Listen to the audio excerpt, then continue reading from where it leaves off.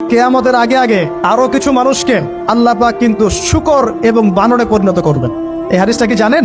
হাদিসটা শুনে রাখেন। এটা আখিরুজ জামান বা কিয়ামতের আলামত সংক্রান্ত হাদিসগুলোর মধ্যে পাবেন।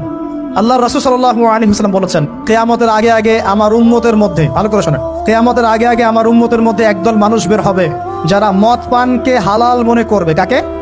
মদ পান করাকে হালাল মনে করবে। যারা বাদ্যযন্ত্র, গায়িকা, নায়িকা এগুলো নিয়ে নর্তকী নাচাবে রাতের বেলা, এগুলোকে হালাল মনে করবে।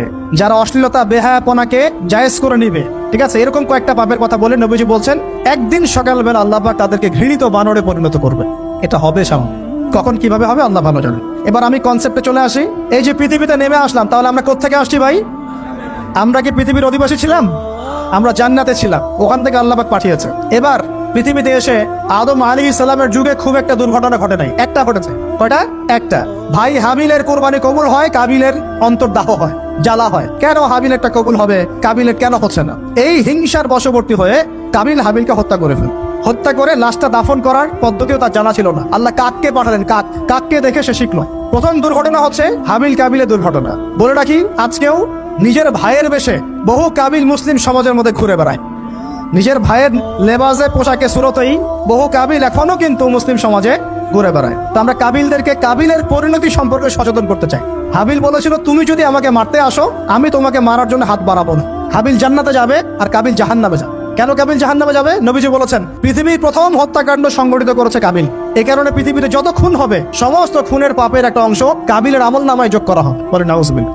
একটা কথা মনে রাখবেন, সদকায়ে জারিয়া যেমন আছে, গুনাহে জারিয়াও আছে।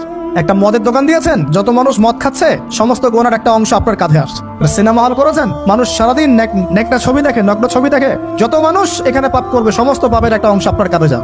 আবার একটা মাদ্রাসা করেছেন, যত মানুষ এখানে দ্বীনি ইলম শিখবে, এই নেকির একটা অংশ আপনি পাবেন ইনশাআল্লাহ। মরে গেলেও কবরে পাবেন ইনশাআল্লাহ। আল্লাহ পাক আমাদের সবাইকে সদকায়ে জারিয়া করার তৌফিক দেখ, গোনাহে জারিয়া থেকে বাঁচিয়ে রাখুন। খুব খেয়াল রাখবেন, আল্লাহ পাক আমাদের হেফাজত করুন বলি আমিন। এবার ওই যুগ শেষ, নূহ আলাইহিস সালামের যুগ। এই যুগে আল্লাহর একই সুন্নত, নূহ আলাইহিস সালাম 950 বছর দাওয়াত দিলেন, 40টা বা 80টা পরিবার ইসলাম কবুল করেছে, বাকিরা করে নাই। যারা করে নাই আল্লাহ পাক তাদেরকে ডুবিয়ে মারলেন, যারা করেছে আল্লাহ পাক উদ্ধার করলেন। সোজা কথা, আজকে সারা পৃথিবীতে যত মানুষ আমরা বেঁচে আছি না, আমরা কোনো না কোনো ভাবে ওই 80 পরিবারের সদস্য। আমরা ভাই ভাই, আমরা ওই ফ্যামিলি, 80 ফ্যামিলির অন্তর্ভুক্ত। কিরকম করে? নূহ আলাইহিস সালামের 4 সন্তান ছিল। কয় সন্তান?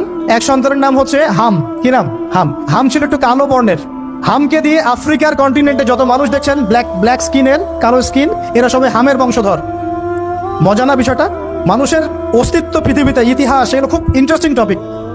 ইতিহাস পড়তে থাকলে আপনি ডুবে যাবেন। কত কিছু বিশ্বে হয়েছে আর কত কিছু হবে সামনে। যাদের নামাজ শুধু রমজানেই ছিল এখন আর নেই, যাদের রোজা শুধু রমজানেই ছিল এখন আর নেই, যাদের তেলাওয়াত শুধু রমজানেই ছিল এখন আর নেই, যাদের দান দক্ষিণা শুধু রমজানেই ছিল এখন আর নেই, যাদের দোয়া দুরুদ, আল্লাহর কাছে কান্নাকাটি, চোখের পানি ফেলা, প্রার্থনা করা, ইস্তিগফার করা, তওবা করা রমজানেই ছিল, এখন আর সেগুলো নেই। এরা হলো সেই নারীর মতো, যেই নারী সবকিছু জমিয়ে এরপর তার বাদ তিনি ছেড়ে দিয়েছেন, গিরা তিনি খুলে দিয়েছেন। তার শ্রম যেরকম পণ্ড, আমাদের রমজানের সমস্ত প্রচেষ্টাগুলো পণ্ড হয়ে যেতে পারে যদি রমজানের ইবাদতের ধারাগুলোকে রমজানের পরেও আমরা ধরে রাখতে না পারি।